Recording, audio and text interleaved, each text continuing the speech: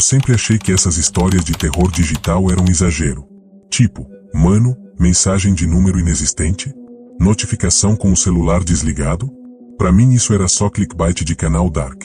Mas isso foi antes da noite em que o telefone do Kyle começou a mandar prints dele mesmo, depois de morto. Tudo começou numa quinta-feira, no começo de novembro, em Portland, Oregon. O Kyle era meu vizinho de porta e amigo de faculdade. A gente estudava programação, então mexer com tecnologia era natural pra gente. E talvez seja por isso que a gente não deveria ter mexido onde não devia. Naquela semana, rolava um desafio idiota no Reddit, Try to test your future self. Um bot supostamente te respondia com mensagens do você do futuro. A maioria era fake, óbvio.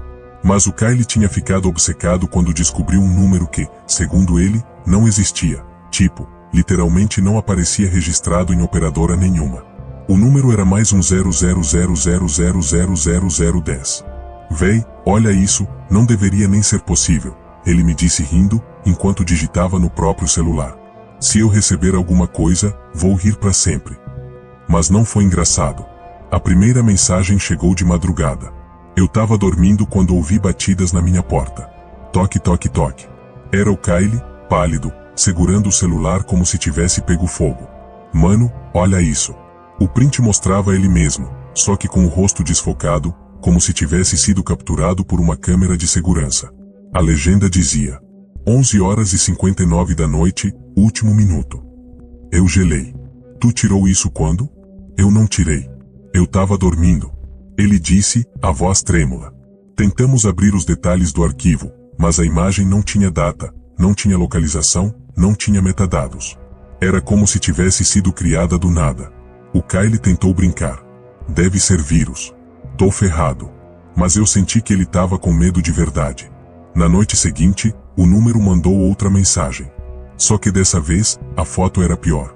Era o Kyle parado na calçada em frente ao nosso prédio, olhando pra cima, como se visse alguém na janela do terceiro andar, onde não mora ninguém. A legenda: 0 hora, você não devia estar aí. O Kyle jurou que não tinha saído de casa. E eu acreditava, porque eu estaria ouvindo se ele tivesse aberto a porta do apartamento. As paredes ali eram finas. A partir disso, as notificações começaram a chegar do nada. Mesmo com o celular dele desligado. E não era vibração fantasma, era notificação real, com som, com brilho da tela acendendo. Era como se o celular simplesmente ignorasse o fato de estar sem energia. A quarta mensagem foi a que destruiu ele. Era um vídeo. No vídeo, gravado em péssima qualidade, dava para ver o Kyle caminhando numa rua escura, filmado de trás. A pessoa que filmava respirava pesada. No fim do vídeo, o Kyle virava pro lado e parecia dizer algo que a câmera não captava. Depois, tela preta. A legenda veio logo depois. Quase lá. O Kyle chorou naquela noite. Não uma choradinha discreta, ele realmente desabou. E eu não sabia o que fazer. Eu tava com medo, mas não queria deixar meu amigo sozinho. Ele dormiu no meu apartamento, no colchão da sala. O celular dele eu deixei carregando na cozinha, longe da gente. Mas às 3h13 da manhã, eu ouvi o som de notificação. Jim. Fui até a cozinha, e o celular dele tava gravando. Sozinho. A câmera frontal pegando meu rosto enquanto eu me aproximava, como se alguém tivesse começado a filmar segundos antes. A tela piscou. E apareceu uma nova notificação do número inexistente. Abri a mensagem. Era mais um print. Mas agora, era de mim. Dormindo no sofá. O arquivo estava com a legenda: ele é o próximo. Meu sangue gelou na hora. Nisso, o Kyle acordou desesperado, gritando que precisava ir embora. Ele estava completamente fora de si, tremendo, dizendo que a coisa estava seguindo ele de quarto em quarto. Eu tentei acalmar ele, mas ele só repetia: não abre a mensagem, não abre mais nada. No dia seguinte, ele simplesmente não apareceu para aula. Nem atendeu ligação. Nem abriu a porta quando bati. Até que, no fim da tarde, 2 policiais estavam no corredor do prédio. Você é amigo do Kyle? Um deles perguntou. Eu só balancei a cabeça. Ele foi encontrado sem vida esta manhã. Não houve detalhes. Só isso. Sem vida. Como se a palavra morte tivesse sido proibida. Quando voltei pro meu apartamento, meu celular vibrava sem parar. Jim. Era o número. Mais um 0000000010. E a mensagem dizia: veja o último minuto dele. O vídeo começou sozinho, sem eu apertar play. Era o Kyle correndo, olhando desesperado para trás, como se algo estivesse vindo na direção dele. A câmera tremia, como se estivesse no bolso dele. Era impossível ver o que ele via, mas dava para ouvir. Um passo atrás do outro. Uma respiração que não era humana. O vídeo travou nos últimos 3 segundos. E o celular apagou. Quando a tela voltou, o número enviou mais uma mensagem. A pior de todas. Agora é o seu minuto. Depois daquela mensagem, agora é o seu minuto, eu não consegui mais ficar no meu apartamento. Eu trancava as portas, fechava as janelas, desligava o celular, arrancava a bateria, tirava chip, nada adiantava. O número continuava mandando mensagens. Não importava se o aparelho estava morto, descarregado ou até desmontado. O som da notificação surgia do nada, como se viesse das paredes, ou do teto, ou até da minha cabeça. Às vezes parecia ecoar pelo corredor inteiro do prédio, como se todos os celulares do mundo estivessem tocando ao mesmo tempo. Eu tentei ignorar. Mas ignorar algo que insiste em te chamar é quase impossível. E, a cada dia, as mensagens ficavam mais diretas, mais invasivas.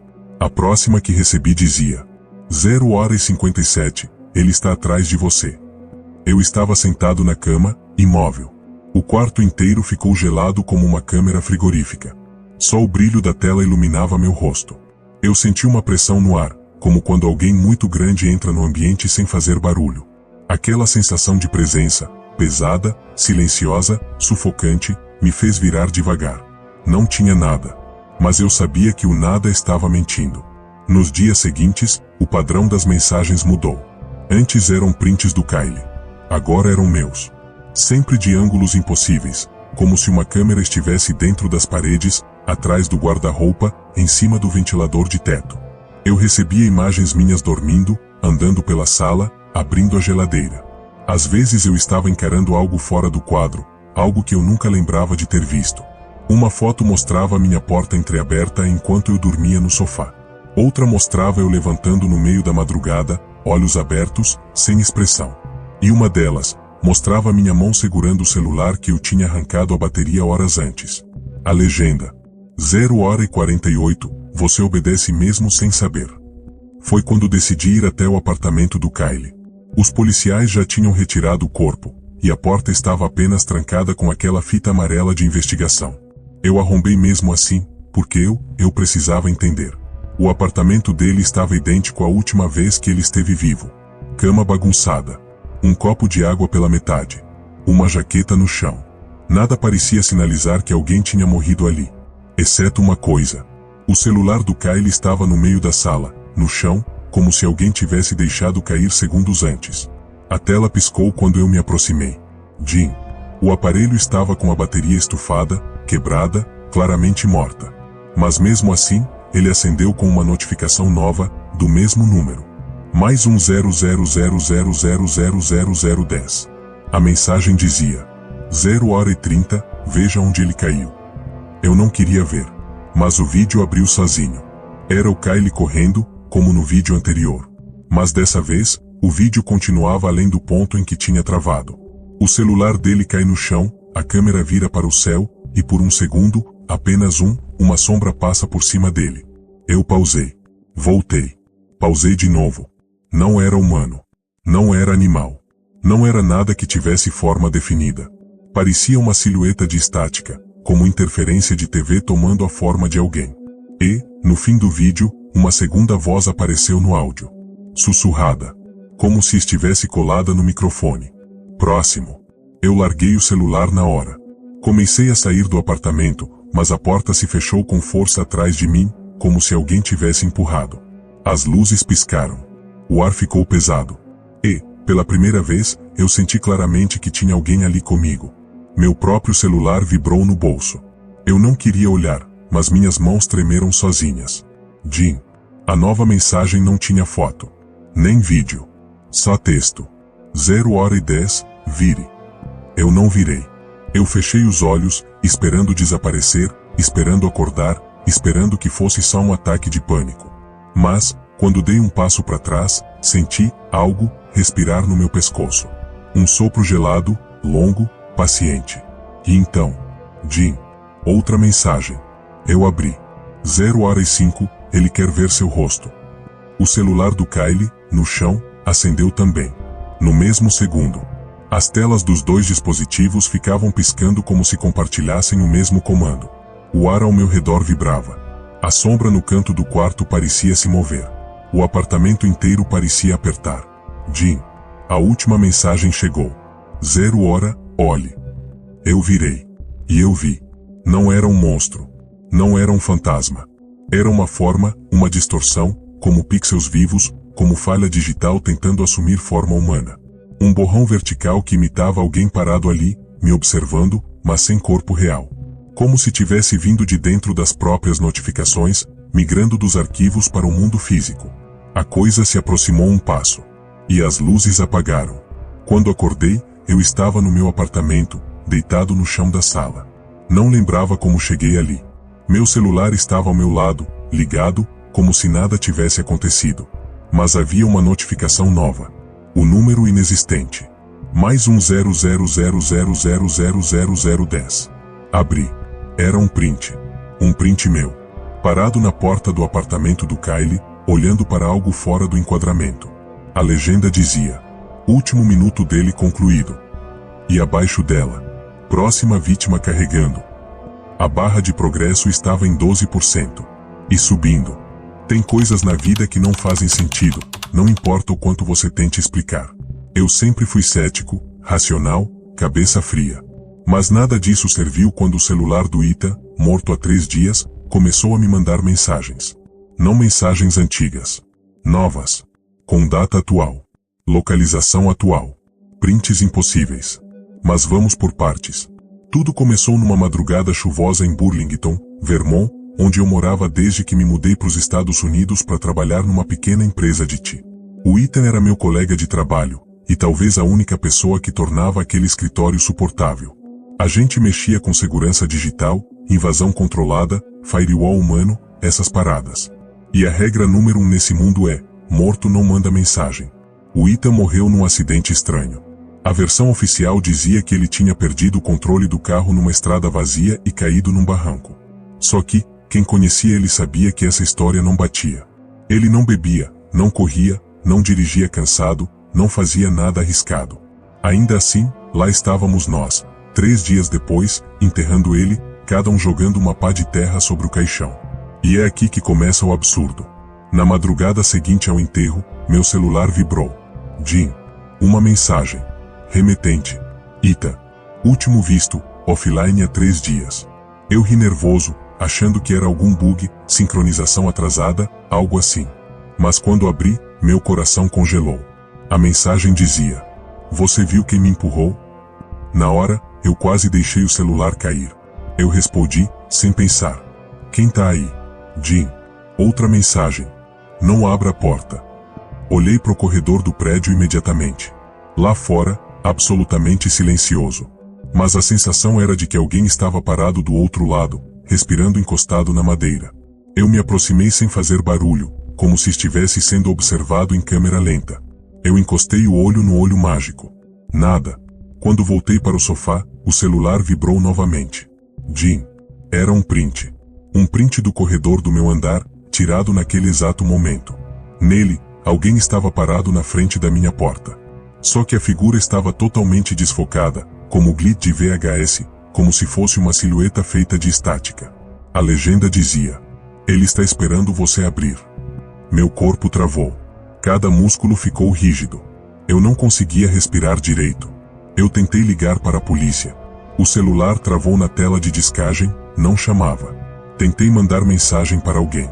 O celular simplesmente apagou, como se tivesse levado um choque interno. Quando religuei, a foto desapareceu do histórico.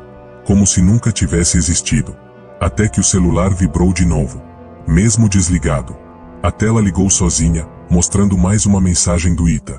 Você precisa ver onde eu caí. O celular abriu automaticamente o Google Maps.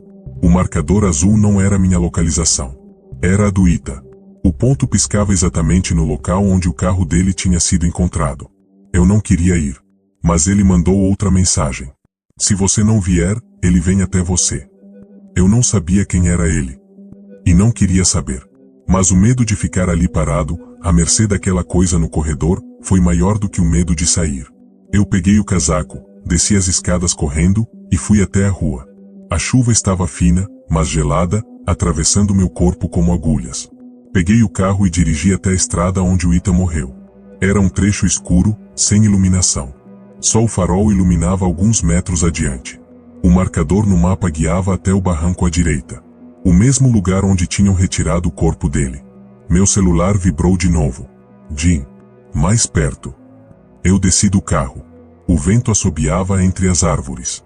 A estrada estava tão silenciosa que dava para ouvir meu coração batendo no pescoço. A cada passo em direção ao barranco, a sensação de que alguém me observava aumentava. Cheguei até a beira. O celular acendeu. Era um vídeo. O vídeo começava com o Ethan saindo do escritório, filmado pela câmera traseira do celular. Ele caminhava pela rua, falando sozinho, como se estivesse desconfiado de algo. Atrás dele, no canto da tela, uma forma borrada o seguia. Cada vez mais perto. Cada vez mais real. O vídeo avançou para ele dirigindo. A figura aparecia no banco de trás por frações de segundo, como interferência. O Ethan acelerava. Respirava rápido. Até que, no último trecho do vídeo, ele virava o celular para si mesmo e dizia, quase sussurrando: "Não deixe ele abrir a porta. O carro derrapa." O vídeo corta. Eu estava ali, parado, bem no ponto onde o último frame foi gravado. E então, uma mão gelada tocou meu ombro. Eu virei na hora. Não tinha ninguém. Nada. Mas o toque foi real. E então o celular vibrou com a mensagem mais absurda de todas. "Meu celular está aqui. Abaixo de você." Eu olhei para o chão. A terra mexeu. Algo lá embaixo vibrou na mesma frequência da notificação. Algo que não deveria estar funcionando. Algo que deveria estar morto. E se mexeu de novo. Como se estivesse tentando sair. Lucas sempre teve medo de pouca coisa, mas aquilo era diferente. Começou numa madrugada abafada, quando o sinal da internet caía e voltava como se estivesse respirando. Ele estava mexendo no celular, assistindo vídeos curtos para tentar pegar no sono, quando uma notificação surgiu mesmo com o aparelho em modo avião. Mensagem de mais 00000000000. Você tem 7 horas. Lucas travou. Primeiro achou que era bug. Depois pensou que fosse alguém usando algum app estranho para burlar o modo avião. Mas quando abriu a conversa, viu algo pior. A foto de perfil do número era ele mesmo, só que com o rosto pálido, os lábios arroxeados e os olhos semicerrados, como se tivesse sido encontrado morto. Ele apagou a mensagem, desligou o celular e jogou o aparelho na gaveta. Mas o quarto ficou com uma sensação pesada, como se alguém observasse o ar vibrando atrás da porta. Às 3h41, com o celular ainda desligado, uma luz acendeu sozinha dentro da gaveta. Depois, um som seco ecoou, clean, a notificação que só deveria tocar com o celular ligado. Lucas abriu a gaveta com a mão tremendo. A tela estava acesa, mostrando o ícone de mensagens. Ele não tocou em nada, o aparelho abriu sozinho a conversa do número inexistente, como se estivesse sendo controlado. Você tem 6 horas e 12 minutos. O contador reduziu sozinho diante dele. Segundos, minutos. Como um relógio de morte.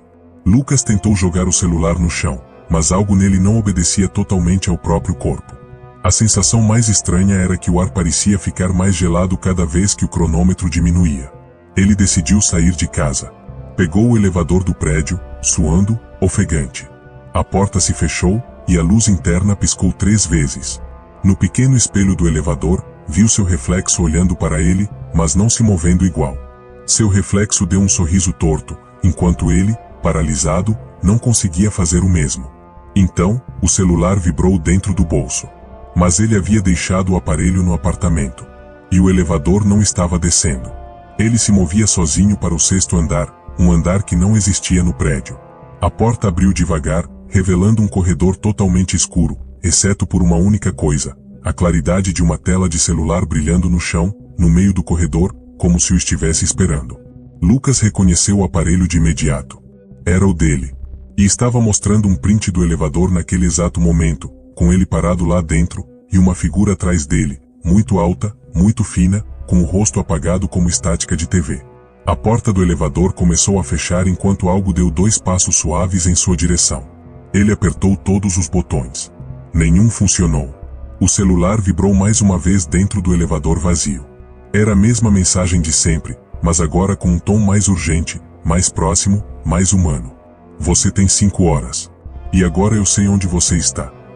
As portas do elevador se fecharam com um baque seco, abafando a escuridão do 6º andar. Lucas apertou o botão do térreo repetidamente, mas o elevador não reagiu. A luz interna oscilava como uma vela prestes a apagar. De repente, o visor digital do painel começou a mudar sozinho. 6, 5, 4, 3, 2, 1, -1, -2, -3. Até parar num número que ele nunca tinha visto antes. O elevador ficou totalmente silencioso. Então o celular vibrou, mas não o que estava no corredor. O que vibrou foi o que ele tinha deixado no apartamento. O som vinha de dentro do elevador, atrás dele. Lucas sentiu a nuca arrepiar. Lentamente, virou a cabeça. No canto, o celular estava lá. O mesmo modelo, mesma capinha, mesma rachadura na borda. Mas não era o aparelho dele. Era o celular do reflexo, o que sorria no espelho. A tela acendeu sozinha, exibindo um print tirado a exatos 2 segundos. Lucas olhando para trás, com uma segunda sombra atrás dele, segurando o próprio celular. O elevador então soluçou como se estivesse despencando. As luzes apagaram completamente. Lucas se agachou, protegendo a cabeça, mas o elevador não caiu, ele deslizava como se estivesse flutuando por um poço sem fim. A vibração recomeçou. Mensagem de +00000000000. Você tem 4 horas. Estamos chegando ao ponto onde você desaparece.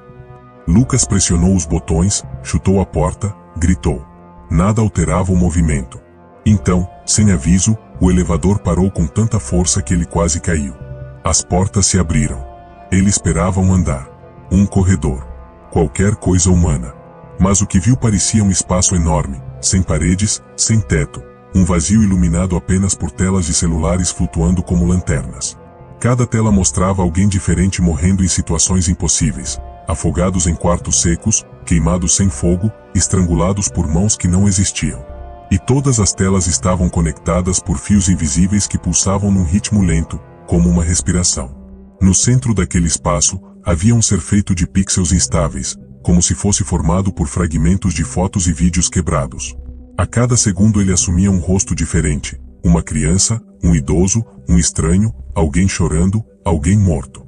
Quando ele falou, sua voz saiu como áudio de WhatsApp acelerado e distorcido. Eu sou tudo o que resta entre sua vida e a data em que você deixa de existir. O ser estendeu um braço, feito de mensagens empilhadas, e, ao tocar o chão, ele ouviu notificações dispararem como chuva. Você foge de mim, Lucas, mas sou eu quem aparece primeiro quando seu coração para. O celular no chão vibrou de novo.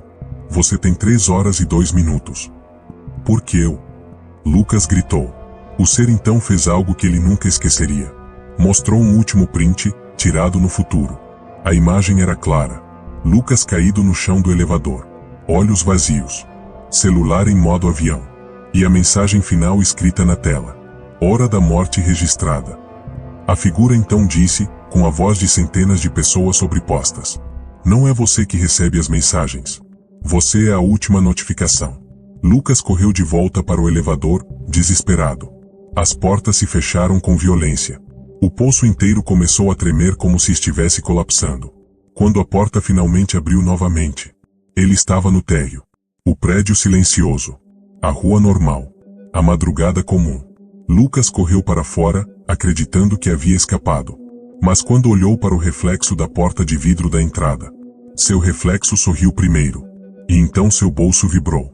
Mensagem de +00000000000. Você tem 18 minutos. Era o tempo exato que faltava para o seu coração parar. E pela primeira vez, o reflexo atrás do vidro começou a sair do vidro, passo por passo.